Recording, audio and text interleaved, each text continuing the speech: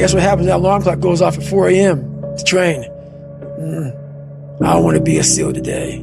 Or I don't want to be whatever today. I'll start tomorrow. It looks very ugly. There's no fucking passion. There's no fucking motivation. There's no, oh my God, man. No.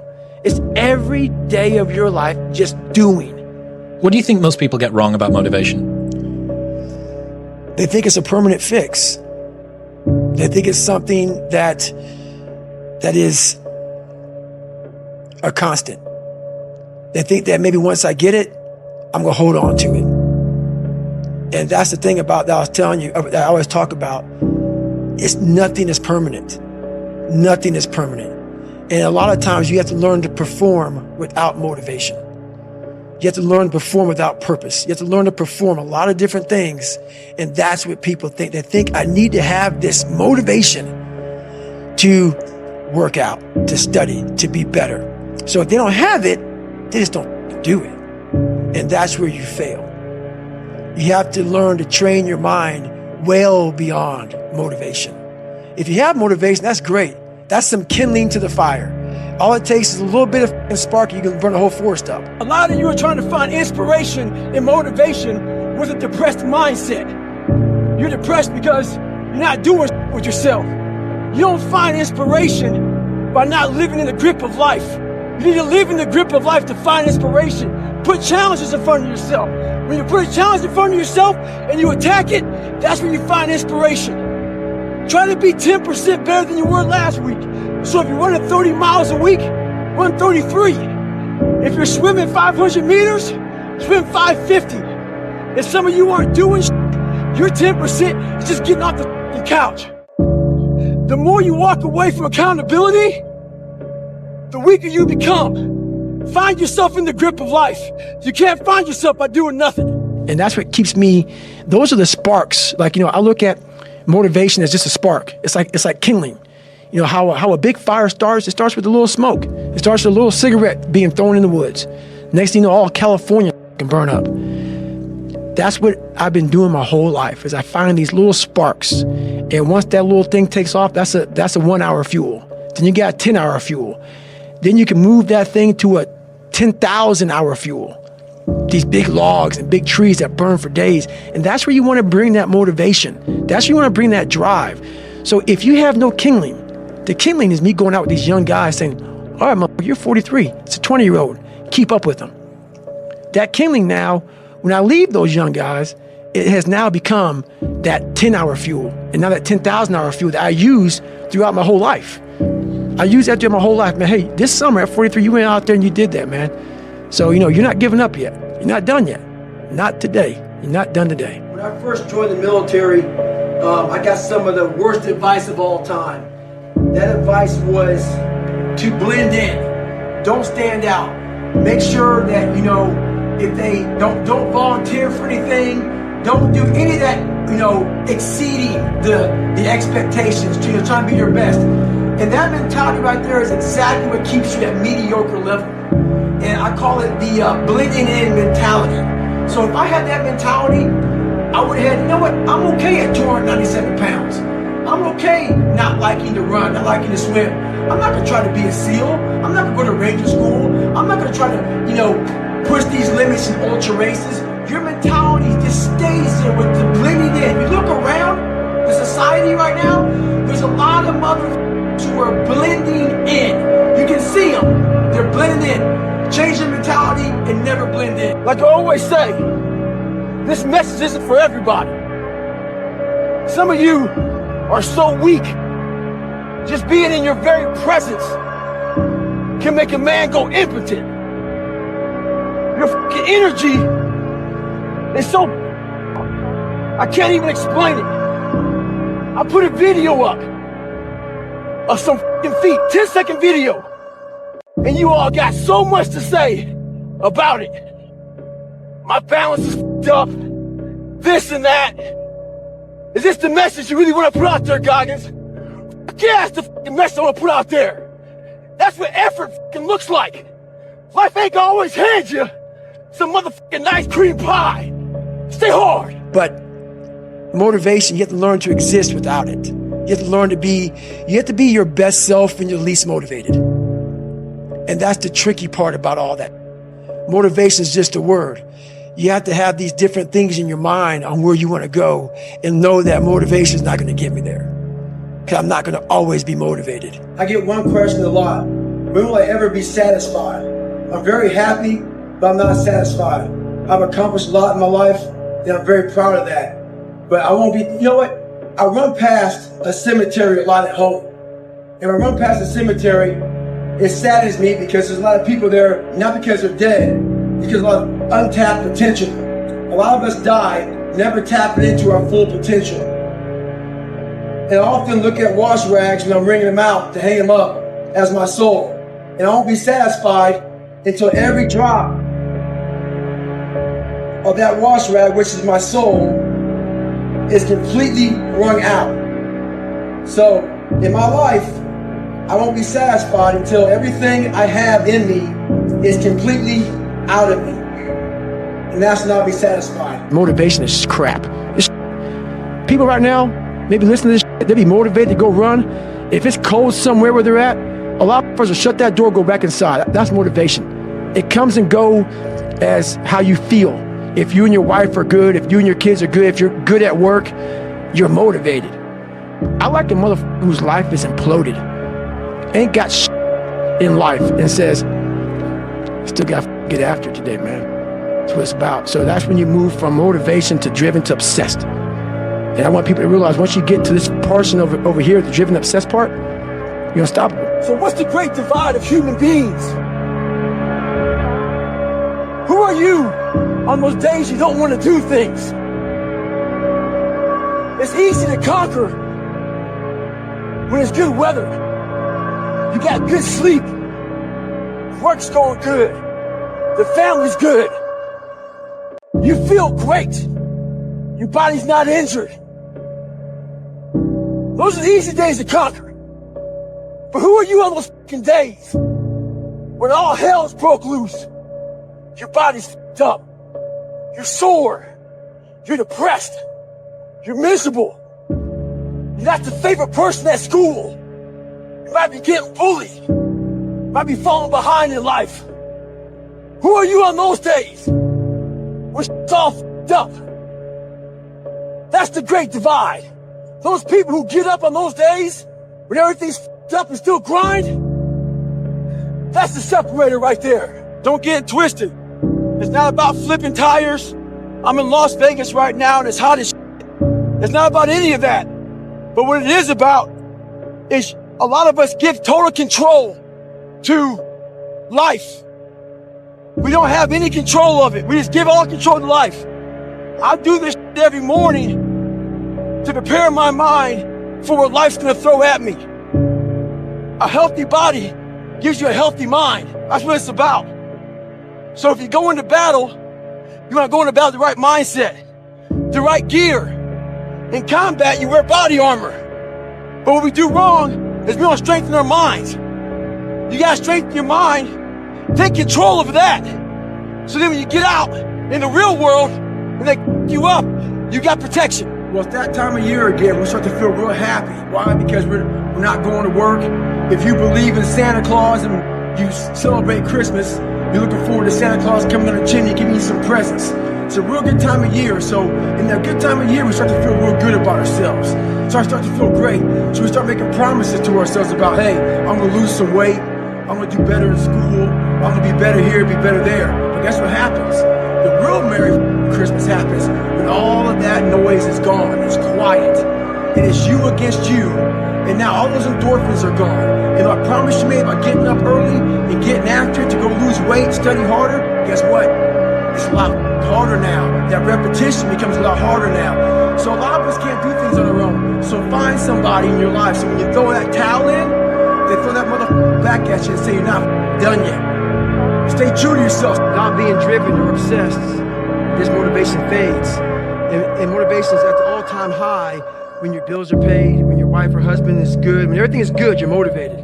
It's that person when all hell breaks loose and everything falls apart that says, I still got to get it in. And how you get to that point in life, what I figured out, it's so noisy right now. This world is so noisy. we all walk around with these phones, computers. The world is so fast. We're not able to think. The most powerful weapon in the world, we walk around with it. It's our mind. It's our brain. You have to be able to go into a very dark place in your mind and figure who you are. Go back to what you want to do. What's your purpose? We can't figure our purpose out or why we're here or why we're even born or whatever because it's so loud in our mind. We don't have any quiet time with ourselves to sit back and say, what do I really want? There's so many different dialogues in our head that we can't think. So my biggest thing is you have to be alone in a very dark place in your mind to think about what is important to you. In the dark room, you face yourself. You realize you want to be better. You realize you don't want to be this weak, insecure person in the world who has all these problems that we all have. We all have. Make up your own mission statement. What do you want to be in life? And once you do that, now you can work with somebody to get better. You can work with yourself to get better. But until you know what you want to stand for, you will always just be sitting down. You'll never stand for anything. We have an epidemic in this world. The epidemic I'm talking about is a lot of people about fucking everything. They bitch about not having time. They bitch about their boss. They bitch about their husband. They bitch about their lives. They bitch about everything. Some people even follow me on Instagram and bitch about me fucking cussing. So why the fuck are you following me on Instagram if you know I'm gonna fucking cuss? We bitch about everything in life, but we do nothing about it. Very few people do anything about it. I'm fat. I'm out of shape. All these things. What the fuck are you doing about it? You gotta take action in your life. You gotta stop and you gotta start find a solution to your problem. Don't be the problem. Take action. For every action, there's an opposite reaction. If all you do is nothing's gonna happen in your life. Take action, take control. I started being able to take negative and be happy. And this whole I say what if a lot. It sounds corny and it sounds weak, but it's true. One of the recruiters said there's not many black Navy SEALs. Matter of fact, I was the 36th African-American SEAL in history. It's in over 70 years. Because the fucking water, you know. Right. I mean, people get mad at me. It's fucking true. Just get over it. And so I was like, man, what story would it be if my fucking fat, dumb, lying to be friends with people, insecure ass can overcome this and that what if mentality, like that dreamer mentality just would always fuel me. It would just fuel me, man. What if I can be a SEAL, man? What if I can go from running a quarter of a mile, now I run 205 miles. What if I can go, what if I can go and what if, how would that feel? There's a lot of people I see that I want to say something to, but I don't like judging people.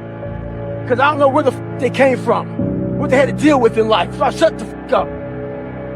So the other day, this guy sees me, and he just had to speak his mind, which is good. He can do that.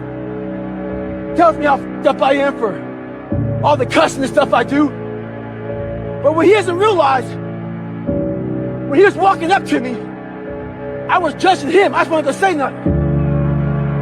He was a big, fat, sloppy looking motherfucker. Looked lazy, pathetic. So, after he gave his opinion about me, I smiled and gave mine about him. I hurt his feelings. One thing in life, if you live in a glass motherfucking house, don't throw fucking stones. One thing I found out in my life, I used to always want people to accept me and like me. So I became who they were. If you like something and I didn't like it, I liked it because you liked it. Become unapologetic of who the f you are in your life. If you get after it and you're a hard mother, get after it. You gotta make yourself better than what you think you are. And what that requires is people not can understand you, not know you, not get you at all. Look at you like you're off. Look at you like you have a problem. Don't worry about that shit. Be unapologetic. Get after it. Stay hard. Be who the f you are. A lot of people, man, how do you do what you do? At the end of the day, I ask myself one question: can I take one more step? And usually the answer is yes. So if you can answer that question and not take another step, that is real failure. That is real quitting. So a lot of people can take one more step, but they choose not to. I don't know if you can take 2 steps. You got to answer that question after you take the first step. But I can always take one more step. So if I choose not to, that's on me. And I got to live with that. There is no get out of jail free card. This is why I say stay hard. Because when you weren't given the gifts, the only thing you can do in life is stay hard. It's the second run of the day. 109 degrees. But y'all don't care about that. My legs are dying right now. Heavy as. But y'all don't care about that. My toenails, the bottom of my feet, pavement's hot as. Y'all don't care about that. Well, check this out. Neither do I. That's why I'm out here every day doing this. Because my feelings, I don't give a about them. Sometimes people try to motivate themselves. When times get bad, get hard. Talk about life gives you lemons. Make lemonade. No, that's. When life gives me motherfucking lemons, I eat the motherfucking lemon. This is all you can do. There's no magic pill or a magic potion. All you can do is outwork the man that God created, or woman, in you. And what that looks like is unfun. That's why I said do not do a documentary on me. Because people will not see the truth. They will see what they want to see. Is I don't want to live like that. Good. And you will live exactly the way you live now. Questioning who you are. Wondering what is possible. Wondering what you are capable of doing. That's how that looks. Or you can be me, which, am I happy? I don't know. Never really thought about it. Don't really care about it. Because all I really cared about was when I looked in that fucking mirror, I saw a piece. Happiness wasn't on the mirror at 16. Or when I was 300 pounds. It wasn't like, oh, I'm looking for happiness. No, I'm looking at myself in the mirror and say, all right, motherfucker, you did it again today. You're a bad boy. Because that sucks. I have about a couple minutes of that. But I got the carrot. The second I lay down and go to bed, the carrot's gone because I'm waking up all through the night to check the work I did that day. Did I get this drug right? Did I get this right? Did I get that right? What did I do? Oh my God, I'm already losing it. Stick. When I was going through Ranger School, we had to do a lot of spot checks. A spot check is basically, we don't have time to get all your gear laid out to make sure you have all your shit. So a spot check is maybe they'll check out 2 items. Maybe making sure you have your extra batteries, extra ammo, whatever it may be. The whole idea of a spot check is to make sure that you're staying squared away. Because you don't know what kind of item they're going to check on. So how does that apply to your life? This is how it applies.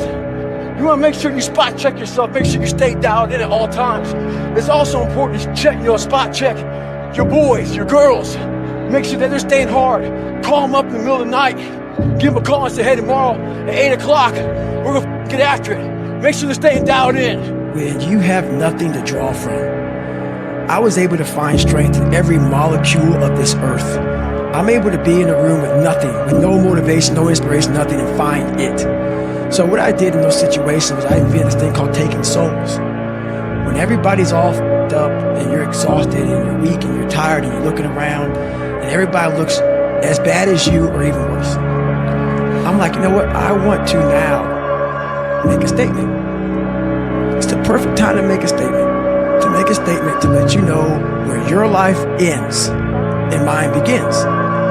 And so the statement there is, I muster up every bit of strength from their looks on their faces and how they feel and how I'm going to now, from my childhood, where I came from, how I was the bottom of the barrel, I'm now amongst all these uncommon people. I'm now going to make you feel like you're common. If I gave you 100% certain that you can achieve whatever you want to, would you do it?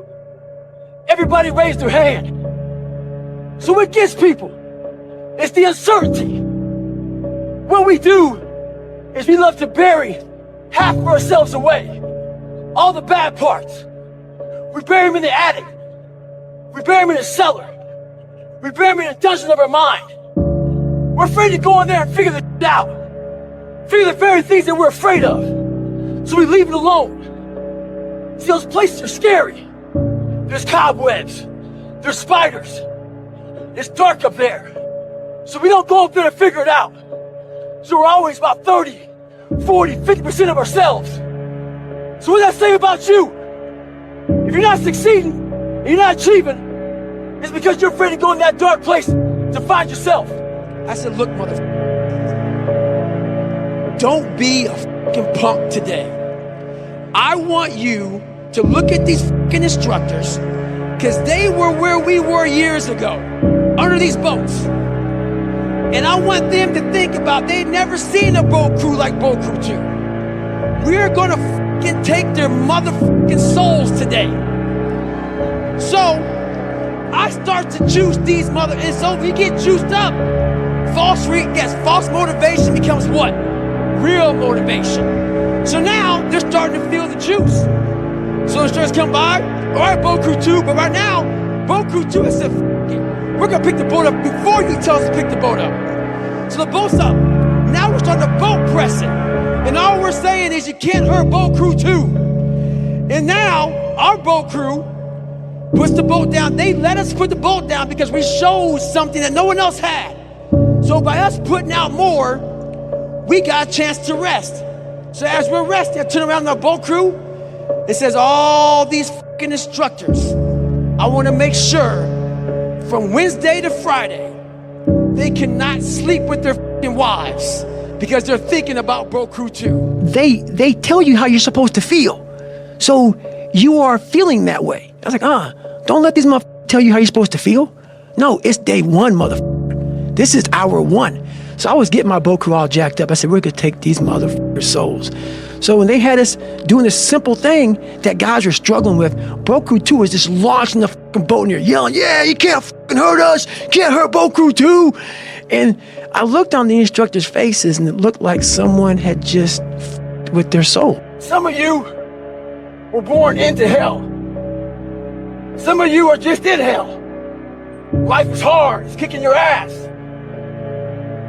There's a tactic in wildland firefighting that when the fire's coming at you and there's no escape route, it's a risky maneuver. But you start a fire around you. That fire around you starts to kill off and burn off all those fuels. It creates a black around you. The black means you can't get burned over. Some of you all out there need to create a fire with inside of your fucking ass and get the fuck out of hell. Everybody has a savage mentality. It's a primal instinct, whether you believe it or not. We all have it.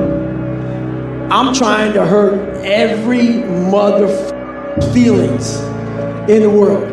Anybody who thought I wasn't gonna be somebody, it's never enough. Like a dog.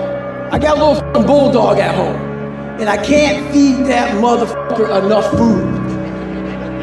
He will eat, she will eat until she's dead. That's me. I leave no scraps on the table for anyone to pick up. And that's the mentality that you must have if you want to be great. A lot of times I'll be in a 200-mile run or something like that, and I'm all jacked up. Body's broken, mind's broken, spirit's broken. I started to say, what if I can pull this off? When I first walked into the Navy SEAL recruiter's office, he looked at me and said, there's only been 35 African Americans in 70 years make it through. You know what I said to myself? What if I can be the 36th? It's the what if I can pull off a miracle. What if I can become someone that no one thinks I can be? Think about how many years, months, hours, seconds, days, all that shit you have wasted on people who suck the fucking life out of you. Today's a good day for you to go through and can those motherfuckers. Should can those motherfuckers who only call you when they fucking need something. Should can those motherfuckers who can't get over who continue to bring up from the past, who can't move forward. Life is short. Life is precious. Spend that time with the people you love, the people you want to give that time to. Real friends, real family. Everybody else, they're just sucking up the air you breathe. You need that motherfucker to be hard. Stay hard. Let me teach you the real life, how it really is. The reason why you're a loser, and the reason why you're not fucking making it, and the reason why you're trying to go through all these, I go to all these conventions, speak all the time. I look in the fucking audience, and these people sign up every year to go to convention, thinking they're gonna learn something different. No, you're lazy. You know exactly what to do. Because even me, in my state of, I can't read and write, I knew exactly what to do. It just sucks doing it. It sucks to do it. It sucks to wake up every morning of your life and say, God, man, I'm not smart. So guess what I gotta do? I gotta study the same shit that I got one of the highest scores in the nation on, and do it again. It's not just there. It's not just there permanently for me. I'm a big believer in doing something that sucks every single day of your life. I believe it's a key component into strengthening your mind. Every day you're trying to find more of what you're capable of. And that's the big question. What are you capable of? Stop doing the things that you do every day. You run every day. Go swim. I'm not a big tire flipper, but flipping a tire, one tire for a mile, they'll definitely build something. So I'm all about callousing the mind. Do something that sucks. I've never been healthy. Like, people think that the races I did in the military broke me. I was broken way before then. Numerous health problems before I even got in the military. Really? Numerous. I'm talking about, like, you're talking about like sickle cell. Yeah, I remember that. Twisted body from all the stress I was under as a kid. Yeah. There's a lot of different problems. Thyroid issue, adrenal issues, all kind of. That you had when you were young? Yes. Okay. And so then they got magnified as I got older. So I would go to the start line of a race, like Badwater, the 135-mile race to Death Valley. No one knows this. But if you go back, and there's videos of me out there, Google David Goggins' first video, or first Badwater race, you will see black compression tape on my ankles. I had broken feet at the start line of a 135-mile race. Your feet were broken. Broken. And if you go back, you will see, as I'm finishing the race, you will see this black compression tape floating behind me. I went to the start line of that race. I trained for that race with broken feet. And I don't talk about a lot, because what happens is normal people with normal minds can't understand that. So then you become a liar or this and that. But now I got to the point in my life where I'm like, you go fuck yourself, dude. If you don't believe it, go ahead. But I don't talk about a lot, because I know what I've done, and I know what the mind can do and where it can take you. I've experienced it over and over, and my mom has seen it over and over and over again, to the point where it's almost like I can't even believe sometimes, but I'm willing to go there. I want to push myself to that limit and see what happens.